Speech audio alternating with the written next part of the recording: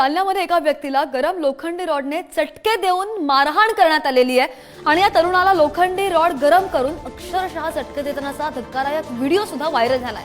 जालन्याच्या भोकरदन तालुक्यामधील आणवा इथली ही 27 फेब्रुवारीच्या रात्रीची धक्कादायक घटना उघडकीस आली आहे आणि कैलास बोराडे या तरुणाला जुन्या वादामधून आणवा इथं भागवत दौड आणि त्याचा भाऊ नवनाथ दौड यांना जबर मारहाण केली आहे। मारहाण नेमकी का केली आहे याची माहिती अद्यापही समोर आलेली नाहीये। मात्र या मारहाणी प्रकरणी एका आरोपीला पोलिसांनी अटक केली आहे आणि हा एक आरोपी अजूनही फरार असल्याची माहिती आहे। बातमी पाहतोय जालन्यामधून। अरे तू ऐक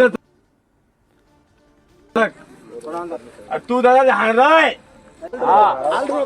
आणि दृश्य जर आपण पाहू शकत असू तर अगदी अंगावर काटे येण्यासारखी ही दृश्य आहेत। या संदर्भात एक आरोपी अटकेत आहे आणि एक आरोपी अजूनही फरार आहे। या सळईने चटके दिलेले आहेत या व्यक्तीला। गरम केलाय हा रॉड आणि अंगाला चटके दिल्याची ही दृश्य।